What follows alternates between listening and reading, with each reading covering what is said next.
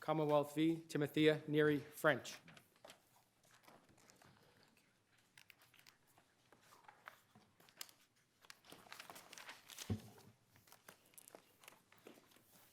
Ms. Quigley, good morning. Good morning, Your Honors. Elizabeth Quigley for the defendant. As the court is aware, this is a case that comes to this court upon the report of a specific question as to whether, in light of the 2003 amendment to the OUI statute creating a per se violation of the law, in light of that amendment, whether the 1989 case of Commonwealth versus Brazelton ought to be reviewed and overturned.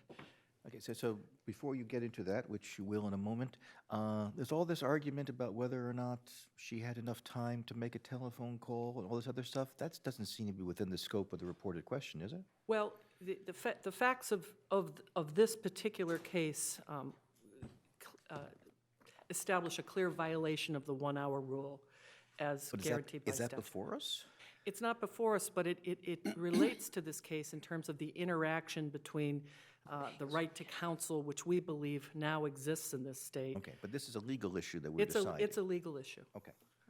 And so, as the court will note, and having reviewed the briefs, understands, the 89 case of Brazelton found that there was no right to counsel that an individual would have upon being arrested before they're required to make the decision to take a breath test. At that time in 1989, the evidentiary significance of the breath test was that it was a, quote, permissible inference, obviously a different standard than we have today. The Brazelton court found that there was no right to counsel and indicated that that finding was supported by the fact that two related statutes provided adequate protections for a defendant under these circumstances. The first being 276-33A, as referenced by His Honor, Chief Justice Gantz, the right to have a phone call immediately upon being booked, and certainly no longer than 1 hour from being brought to the station. And the second right being the so-called 263-5A right, the right of an independent examination, for an independent examination. The Brazelton court found that those two rights provided adequate protection for a defendant, thereby justifying a finding or a determination that there was no constitutional right guaranteed by the Sixth Amendment to consult. I can't remember. Did Brazelton, did Justice Nolan do that on due process or Sixth Amendment Article 12 or a combination of the two? It was the Sixth Amendment and Article 12. That's what he did. Yes.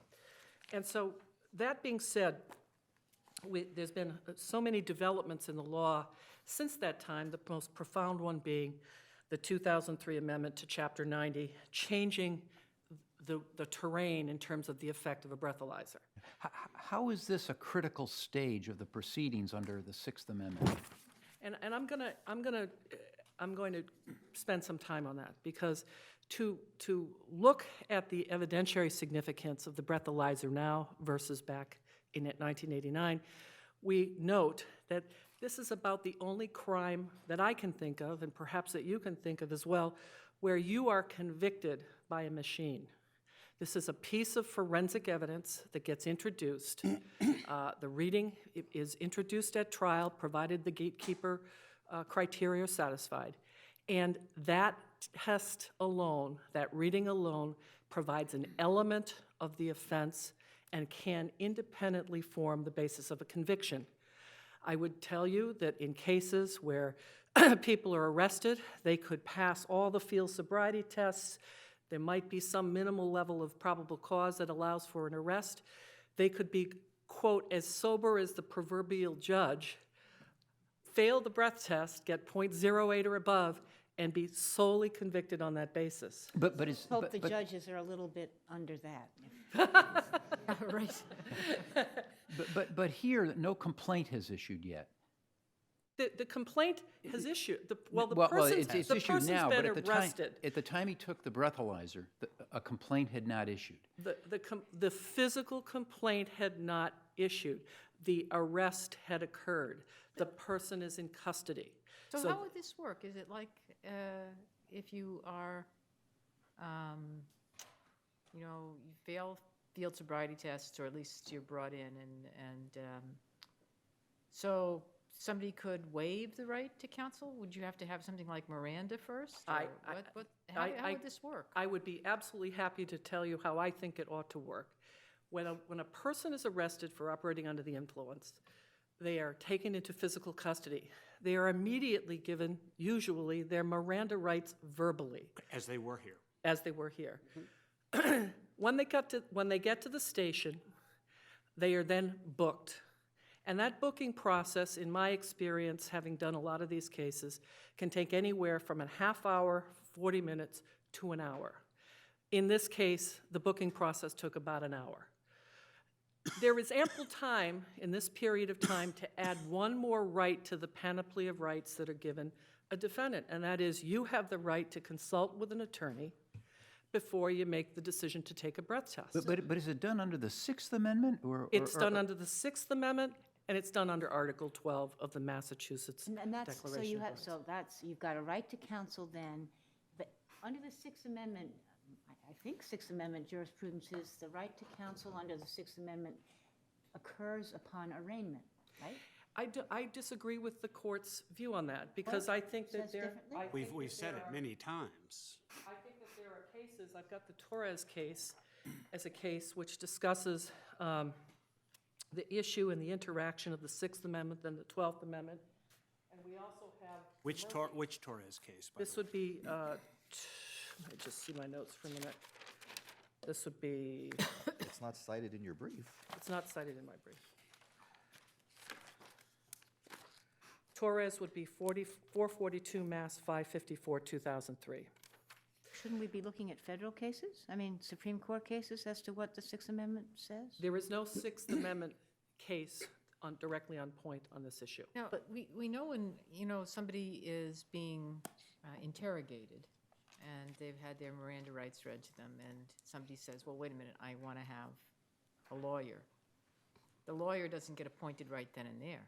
No, it stops the interrogation. Stops the interrogation, that's all it does, but we've said in that context, the right to counsel actually, you know, to get appointed counsel or to have, is upon arraignment, have we not? You have, but other states that have found both a Sixth Amendment constitutional right and a corresponding state right have devised an appropriate way to deal with this issue, and that is to create a time whereby a person has the ability, using their right to a phone call, which is statutorily guaranteed, to try and call a lawyer to get some advice on whether they should or shouldn't take the breath. How long do you wait for the lawyer? Do we have to say anything about that? I mean, Yes, he gets an hour, she, in this case, gets an hour to call an attorney. How long do the police have to wait before they administer the test? I think that that is a fact that you, as a court, can design. Okay, I'm asking you, You're what do you think? What I think is there needs to be a fairly short window of time that a defendant would have to be able to make a call and either speak to an attorney over the phone, which is going to be by far the most common way that people exercise this right, and some short, reasonable time for an attorney to arrive at the station. But this is, I difference- mean, most of these are at the closing of the bar. So this is going to be often between 12 and 2 a.m. And this is And it why... has a direct impact on the test. Well, I would say that if this is done in a timely way right at the beginning, because as you know, having dealt with breathalyzer cases and issues surrounding admissibility of breathalyzer cases, there's a whole number of cases that address that issue. There are waiting periods before the breath test is administered. The breath test doesn't just get put on the table the moment a person gets there. They have to go through their rights. It is a simple issue to be able to allow somebody to use a telephone to try and talk to somebody about whether they should take the test or not. And may I say that other jurisdictions that have found that there is a Sixth Amendment right and a corresponding state right to counsel under the respective jurisdiction's constitution have designed appropriate time periods to balance the needs of law enforcement to get a timely decision about a test. What are those states? We have listed some of them in our brief, but I do have a list of them here, and that would be, These are states that have required that this advice be given specifically with respect to a breathalyzer. yes, Okay. As a matter of constitutional law, not statutory law. yes. One would be, and I've cited some of them in my brief, but one case would be State versus Spencer. It's an Oregon case. State, the next case would be Hellis versus South Dakota. People versus Guernsey, which is a New York case. New York? So New York requires this? New York, the 6th and 14th Amendment guarantee the right to counsel before deciding to submit to a breath test or a blood test. Okay, but that was the Supreme Trial Court, was Yeah, it that not? was the trial. Not the, the trial not the truly Court of Supreme. Appeals. Right. A Texas court, 6th and 14th Amendment to the United States, this would be in Forte versus State, guarantees one the right to counsel before deciding to submit to a breathalyzer or blood alcohol content test. So is or that blood the draw. Supreme Court of Texas? That looks to be an appeals court in Texas. State versus Welch, which is a Vermont case. Again, 6th and 14th Amendment guarantees one a right to counsel before submitting to a breath test. So we're talking about the specific right, I mean, obviously, your client was advised of a right to counsel. She was not. No Miranda warnings? She was given Miranda on the right to remain silent. Right. Well, So she was given a Miranda right, which we know is a testimonial issue. She was not given or allowed, she was not given her right to consult with an attorney before she was required to take a breath test.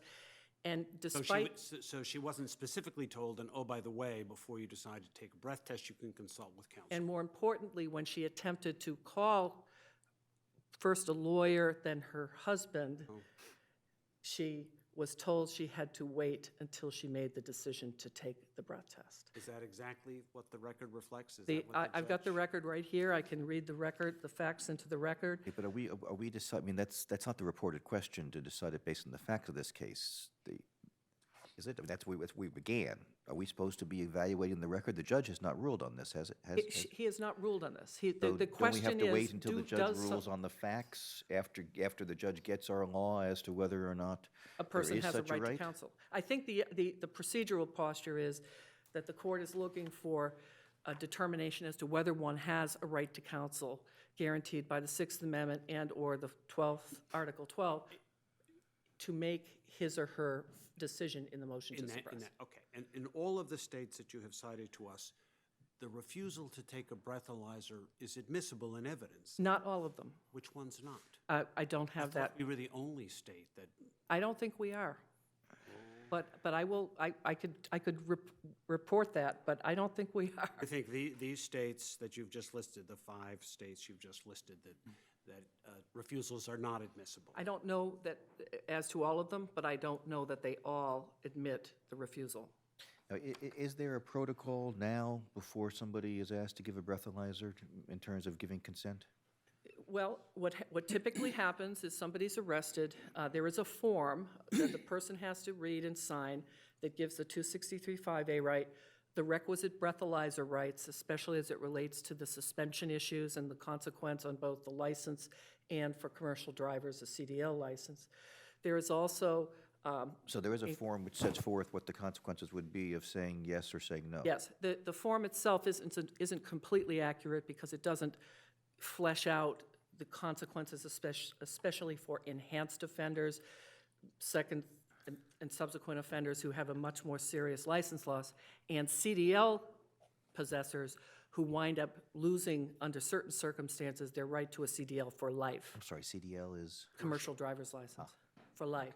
That is not on the typical form, and usually the Miranda form is in there.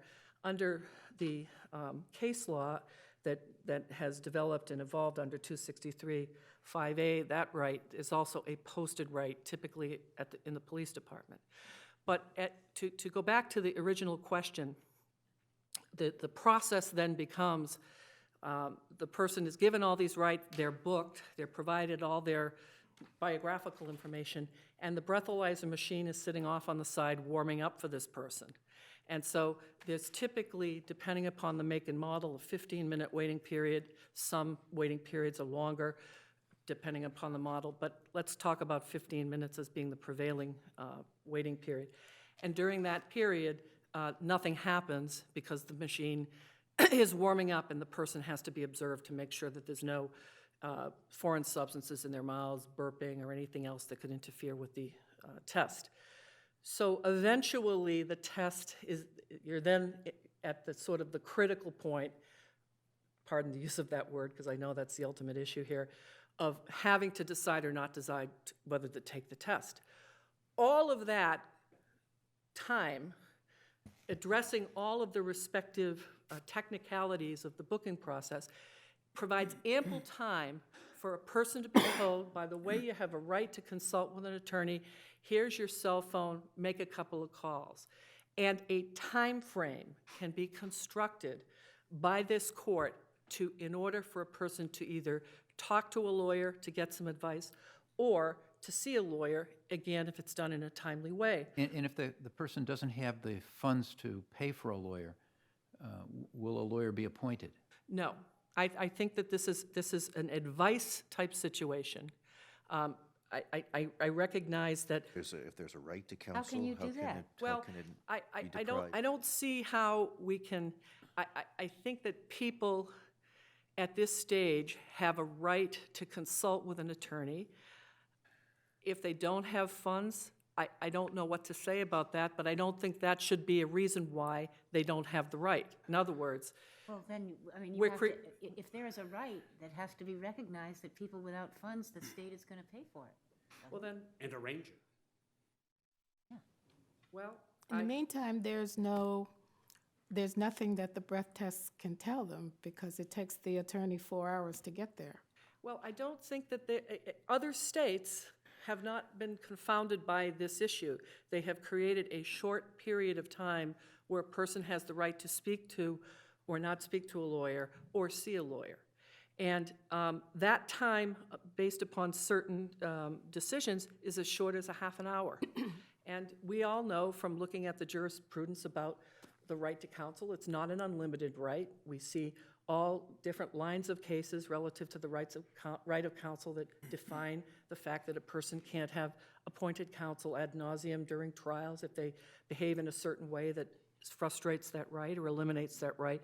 But here, the balancing between the need of law enforcement to have a timely test and the ability for somebody who is under police custody to talk to a lawyer, you can find that balance. You can cut through what I would call the Gordian knot of complications and slice through it all and create a remedy here.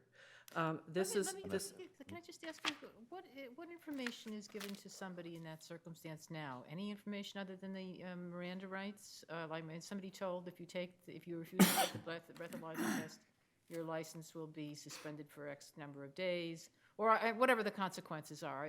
Are those things explained to somebody before they make a decision? They're in a form that says that if they refuse the breath test, I believe that it talks about the present 180-day suspension. And says it could be longer.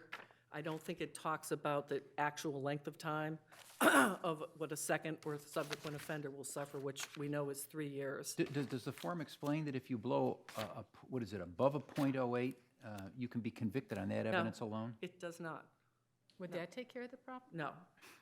It would not, because this has become... I'm afraid you're going to have to rest on no, it will not, because you're already over your time. So thank you. Thank you very much.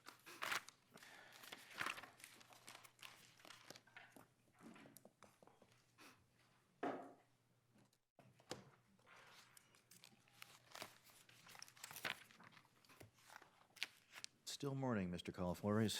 Good morning. Morning, and may it please the court. With me today is Joseph Pierpan. The moment at which a defendant is faced with a decision whether or not to submit to a breathalyzer is not a critical stage, as explained by our case law. Critical stages, both under the Sixth Amendment and Article 12, have been typically to be found occurring post-arraignment. Was the judge asked to consider whether there was a Fifth Amendment right to counsel? As far as the reported question, there was not, I was not trial counsel at that moment. Is due process one of the pieces of the reported question? Specifically, it refers to Article 12, 6th, and 14th Amendment. So it is due process. I assume that's the reference to the 14th Amendment and that piece of Article 12, yeah? Yes.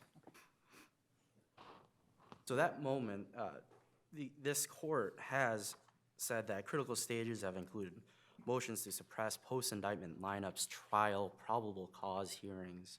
But that's dangerous- not the test, though, is it? I mean, yeah, we've said that that's a critical stage, but that hasn't defined what a critical stage is. We've talked about, use that formula that was in the, I think it was the Sargent case, whether the defendant is confronted by a procedural system with decisions in the nature of legal strategy or tactics. And it just so happened that applying that formula or one like it, you come to the conclusion that, yes, everything that comes after the arraignment fits into that, but that's not necessarily, the arraignment is not necessarily a bright line. I mean, here, if the person agrees to the test and the reading is above 8, that's a strategic decision that is going to mean that the person is likely found guilty. In the case, there's no other chance to even confer with an attorney if you agree and your reading is 8 or above. What's the point?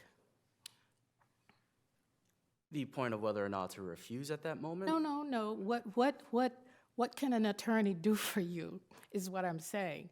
If you agree to take the test and the reading is above 8, the statute says that's a per se violation. So the point of having an attorney is lost at that point. Well, the point of having an attorney at that moment, as the defendant has phrased it, is to offer advice on what steps to take, and particularly whether or not to submit to that breath test. There's been some reference to the statutory consent form, and it specifically lays out those rights that a defendant at that moment has, the right to a doctor, the right to a telephone, and there are specific sections right there explaining the request to submit to a chemical test, and that they will be facing a loss of license if they do thereby refuse. But isn't there something misleading about that? I mean, it sounds complete. It sounds like this is all inclusive. Then if you don't take the breathalyzer test, you're going to lose your license for 180 days. The fact of the matter is, if you do take the breathalyzer test and you blow above a .08, you're going to be convicted of a crime. They don't tell you that. Not necessarily, Your Honor. As the defendant has eloquently put it, she claims that the .08 per se violation is the only evidence that can lead to a conviction. You still have to meet all the other elements of operating under the influence, that that person was indeed operating that vehicle, that it indeed was a public way. The .08 itself, standing alone, does not lead to a conviction. But those other things are established by testimony other than the defendant. Here, the .08 is purely from the defendant's mouth.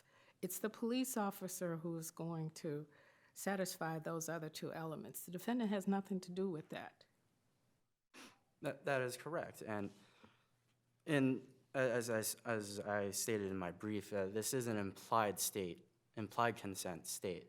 So when an operator has his or her license and agrees to abide by the rules, if it indeed does come to a moment where a request is made to submit to a breathalyzer, the implied consent is there, and that is where it leads up to the civil forfeiture of that license for that period of 180 days. What do you think about the proposition that the problem that this defendant raises could be mitigated, the issue, if the consent form listed something about a person who, who gets over .08 may be convicted on that evidence? In other words, some notice that there is a real potential of a conviction if that's what happens to you. A notice that a defendant may be convicted on the .08, if that language was in there, it may, I'm not entirely sure where it would lead a defendant to go to. At that moment, it's almost giving legal advice. Telling them what the law is. It is telling what the law is, but then also it's specifically applying it to there. No, you wouldn't say, I mean, you would just say as a matter, you would just state that under the law, a 0.8 is itself a crime if you are indeed driving on a public way. And the section for the drivers under the age of 21 does go on to explain that there's a different standard for those under the age of 21. So So what's the consequence legally of the failure of the police to have that form read or provided to a defendant? I'd have to refer to the regulations regarding the breathalyzer machine, but I do not have that answer right I before mean, me. have we ruled on whether it's informed consent if you fail to give that? To give the statutory rights form? Yeah. Right. I'm not aware of any case law at the moment. Is the form, any of these forms in the record here? I do not believe I cited to it my appendix, and I apologize for. Well, I just wondered. If you Is it a could- uniform? It is a uniform form Used in propounded all by- police stations? in by other the words. RMV, yes. Could you provide us a copy? If you could provide us with copies of the forms that are provided, that would be helpful, and confer with the defense counsel to make sure that we have the appropriate forms. Sure. So is the key part of this case the fact, or at least your view, that a critical stage is different from a critically important investigative step? Yes, barring the word critical, yes. At that moment, it's an investigatory step.